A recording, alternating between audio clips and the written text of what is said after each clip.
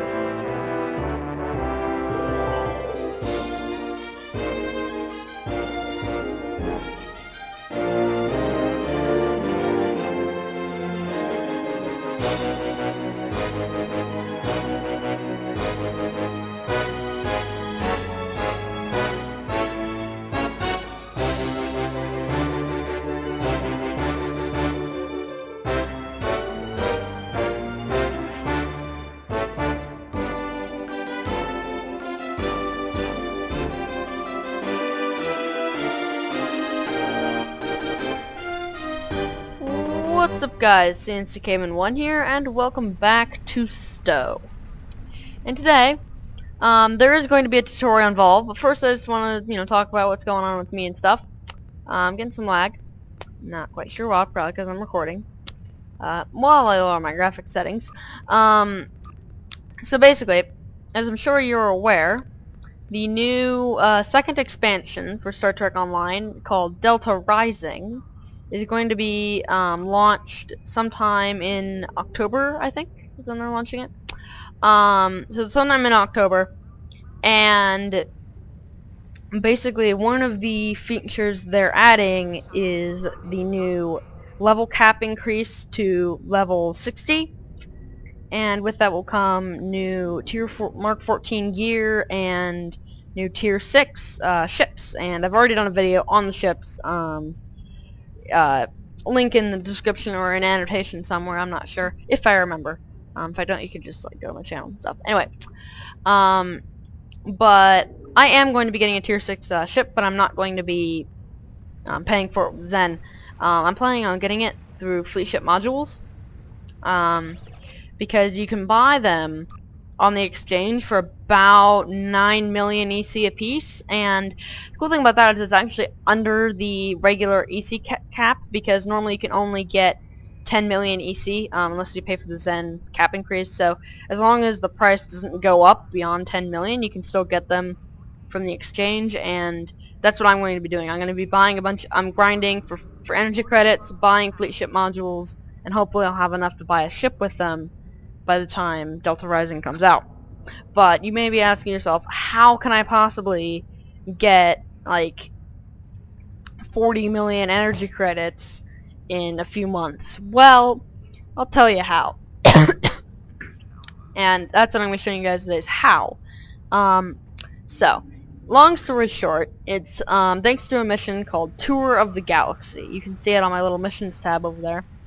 And Tour of the Galaxy, basically what it consists of is flying your ship and visiting as many sector blocks as you can within 15 minutes. And the more you visit, the more energy credits you'll give. And if you visit all of them, you get 450,000 energy credits. It's almost 500,000. So that basically, like, you get 1 million energy credits every 2 to 3 days. And that is reasonable enough to get, Fleet Ship Modules within a few months. But yeah, so basically, before you start this, what you're going to need is you are going to need to be Admiral, and this tutorial is for Starfleet characters, although there is a similar mission for Klingon and for KDF and Romulan Allied KDF characters, but the route has to be different, and I'll explain why a little bit. But first of all, what you're going to need is you are going to need to be Vice Admiral for this, because your ship needs to be very, very fast in order to be able to get all of them done in 15 minutes. So basically, what you're going to need is the normal warp speed cap is warp 9.97. Under normal circumstances, that's as fast as you can go, and then you have slipstream and a few other buffs, but for this we're going to need to set our warp cap to transwarp 20 instead of warp 9. And to do this, you need either the assimilated subtranswarp engines, like these, or you need the Mako impulse engines. Now, the thing is that Mako impulse engines work, but adapted Mako doesn't. So as you see, I have these adapted Mako combat impulse. They're Mark XI instead of Mark X, but they do not have the Transwarp 20. The assimilated subtranswarp engines are a bit better than the Mako ones, so really the optimal engine for this is you need to have the assimilated subtranswarp engines like these. You can't get the Mark X ones anymore, they removed them, but yeah, you need either the Mako or the Borg impulse engines, and then a good warp core would also be nice, but you know, just a standard one should get the job done. Yeah, so another thing that can help is if you were one of the people who completed the Dyson Destroyer mission, you got the Anniversary Dyson Destroyer, came with this warp core that gave you the 2 light year jump, like every 15 seconds you can jump 2 light years instantly, so that's helpful. But I'm going to be using my Fleet warp core. I like it, it's a very nice warp core. But yeah, so that's basically what you need, and then you're going to need to follow my route. So, to get this mission, what you're going to want to do, so you want to talk to this guy, Captain Yim, right here. This guy? Yeah, hi there. So, Captain Yim, okay, I've already completed it, but there we go. So, this is a daily mission, so you can complete this once every day, every 20 hours, to be exact. So, what you're going to want to do, okay, so you're going to want to hit accept, and then as soon as, so you're going to hit accept, and as soon as you hit accept, you're going to want to beam up to ship. And also may I add, some other tutorials for this mission involve you need to get certain missions so you can transwarp certain places throughout the galaxy. The tutorial I'm going to be showing you guys does not require that, however it is fed only because you are traveling through the Sirius block. So, it is fed only. At least this version of the tutorial. So yeah, we're going to hit accept, and then we're going to immediately going to beam up to our ship, like so.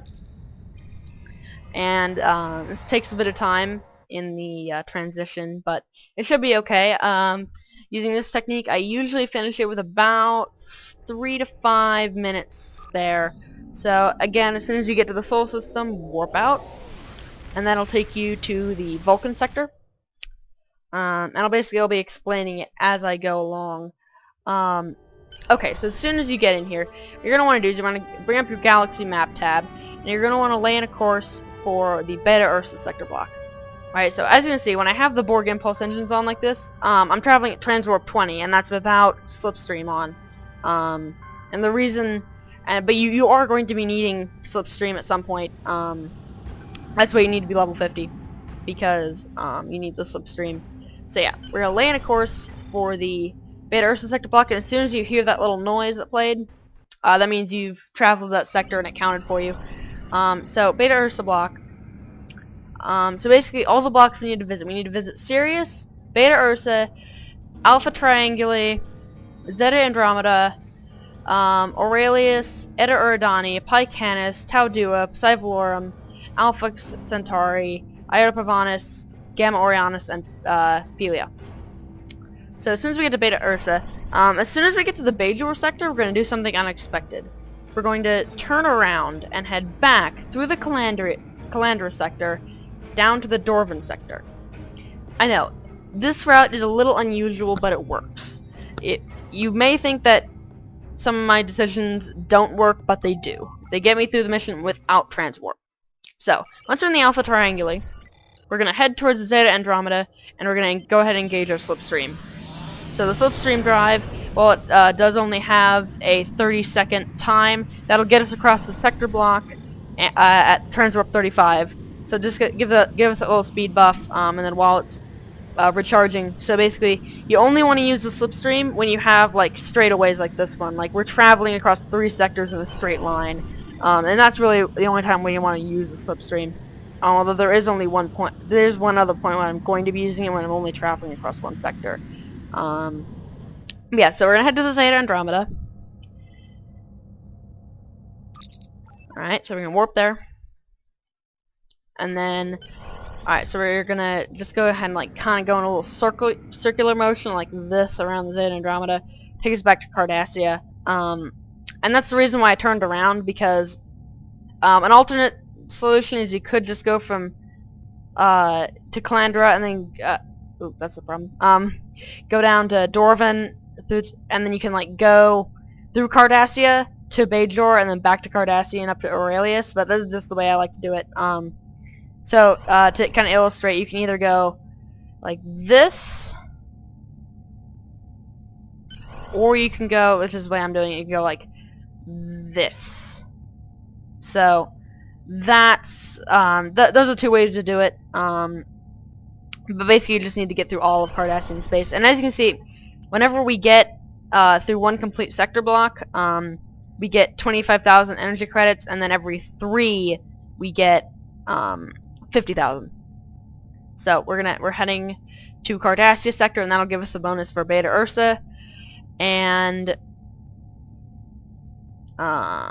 takes a little bit, but we're fine. We're fine on time. Okay, so now we're gonna head, of course, up to Aurelius block through Cardassia. And what we're going to do next, once we get up there, so we're gonna take the Aurelius block, and then actually, you can see from the Defri sector, you can actually travel down to Eta Erdani. So that's what we're going to be doing. So we're gonna take this brief little tour through Cardassia sector up to the Aurelius block. So we're in Defri. We need to travel up to the Rava sector. By the way, excuse me if I butcher any of these names. I'm just doing the best I can. They're probably pronounced differently, but I'm doing the best I can. So you're going to travel up to this sector here, and then of course you're going to want to turn around, head back to Defri sector to get down to Eta Erdani. So as you can see, we got that little bonus there. You also get exploration and trade points as well in this mission. But the primary purpose of this is to get lots of EC relatively fast. You can also get, you know, a very decent amount of EC by selling loot, but this gets you basically a guaranteed 500,000 EC as long as you have the will to do this every day. You know, it's not terrible, but okay. So now we're gonna go to Eta Erdani. Since we have this straightaway, we're gonna go and engage our slipstream again, because it is recharged by this point, or it should be. So yeah, we're heading from Eta Erdani. We're actually not going to go up into Regulus. We're going to head up through here into Pycanus block. Regulus is actually going to be the one of the last ones we do. Yeah, so we're heading up through Eta Erdani up into Pycanus block to the Zarantine sector. Alright, Pycanus sector block. Alright, so we're gonna head from Pycanus block up to the Narendra sector. You could choose to not substream in the Eta Erdani block and then do it in the Pycanus block, but I like to do it this way because then when I'm going through the Hyralan sector, I can like transwarp here because it'll be recharged by the time I get down to Regulus. So yeah, you can do it either way, but I prefer this way because it gives me a bit more slipstream time. So yeah, you do want to use slipstream whenever you can, but not always, because you want to make sure. There are some times when it's more useful than others, because it disengages every time you go to a new sector. So it's most useful in those 3 sector straightaways. So you want to make sure it's charged up for those, basically. So we're going to head from the Narendra sector in the Tau Duo block at this point, into the Mylasa sector. And again, this sounds like an odd technique, but it works. We're going to go like this, and then we're going to go around like this, right? Seems a little odd. I know there's a lot of loading screens involved, but it works. I know it's a strange technique, but it works. Alright? As long as you have all the prerequisites and you do this technique with reasonable, you can't take like breaks. You gotta, and also if you log off, that timer keeps going, so you have to do it all at once. You can't like drop the mission and then continue it later on. You have to do it all at once. And the reason why this is a Fed only missions, because every the KDF, it's like since I'm a Fed, the Omega Leonis block is not one of the ones I have to travel through to get the full bonus, because I can't travel to that one unless I have diplomatic immunity. So this isn't, the Omega Leonis block for Feds isn't required. But at the same time, however, Sirius block is. So basically your home block is required, but the opposing faction's home block is not. So in this block here, we're actually going to go and do our slipstream because it will be recharged by the time we get to Regulus. So I'm just going to do that. Because for Klingons, they do have to do the Omega Leonis block, but they don't have to do the Sirius block because they can't. So that's why this is Fed only, because it involves traveling through the Sirius and it doesn't involve taking the Omega Leonis. So, but you can, you know, formulate a reasonable path if you're a Klingon. And there are some other tutorials to do it too. So yeah, so you want to go like this, and then you can actually slipstream through this block here, through the sector here. We're gonna go through through Alpha Centauri, up into Iota Pavonis, like so, driving through the Vendor sector, through the Sierra sector, and up into Iota Pavonis, where, like in the Zeta Andromeda, we're just kind of gonna make this circular motion here. We're gonna go back down through to the Tenebia sector. I don't know why they still have Memory Alpha marked on the map. It's obsolete. Seriously, remove Memory Alpha. If you're gonna overhaul crafting, make Memory Alpha like not useful anymore, then remove it from the map. I'm sure there's some other important system in the Tenebia sector. So again, we're making the circular motion. You want to keep your galaxy map open at all times. It's just so much easier to navigate using this than by the area map or system list. It's way easier to use the galaxy map. You're going to want to have it open at all times so you can tell where you are relative to your path. So we're going to travel in that circular motion around Iota Pavonis, so you get all 4 sectors. And then down into Alpha Centauri. So now we have all 3 of the Alpha Centauri sectors, and you're gonna head, again, we're not heading down to Sirius because we already have the Vulcan and Orion sectors, but we don't have the Risa sector. So what we're gonna do is we're gonna head back to the Sierra sector, down slipstream through the Regulus block into the Risa sector, where we're gonna take the transwarp conduit to the Borg space, right? So let's see here. Regulus block. So once we're in Regulus block, we're going to again use a slipstream, because it is recharged by the time we get down here. So slipstream, you're heading for the Risa sector, so you gotta angle your ship a little bit. It's difficult to do in slipstream because your turn rate is lower the faster you are when you're in sector, so it's really difficult to adjust your heading once you've engaged your slipstream. So I mean, you can do it a little bit, but not much. So you just want to angle yourself towards Risa, or worst comes to worst, you can just like stop and then wait for it to wear off, and then turn yourself back around. So permission to enter the Sirius block. So once we're in Sirius block, you're actually, this is the only time we want to close your galaxy map so you can see the transwarp conduit. So you're head over the transwarp conduit, and then when the thing pops up, hit the bottom button. Don't hit the top button. If you hit the top button, you'll join Battle Group Omega and waste time. You want to hit the bottom button that transwarps you to the Gamma Orionis block, Borg space. At this point, all we have to do is we have to get the Gamma Orionis block and the Pelia sector. Pelia, I don't even know. So, again, we have 3 minutes left, so we're plenty fine on time. So you just want to kind of do, just get all 4 sectors in Gamma Orionis. And like so.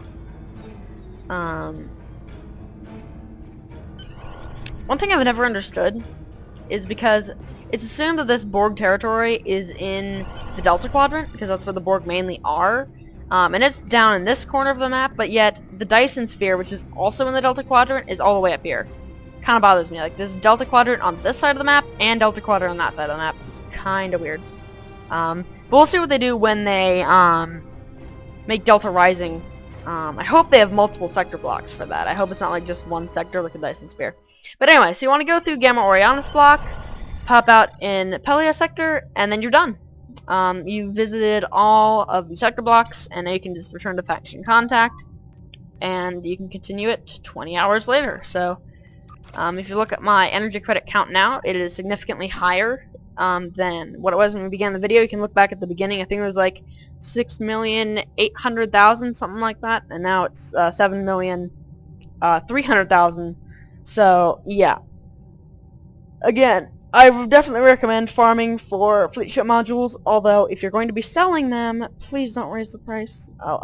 If you guys sell a fleet ship module at a higher price, I'll hate you.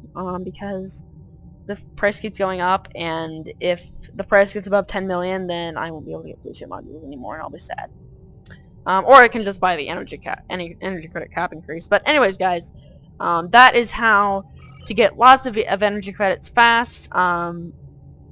Another little bit to note on this mission, there are some tutorials out there bragging that their route can get you 2 million energy credits in an hour. That is not true. It doesn't apply anymore. What they used to have was that you could,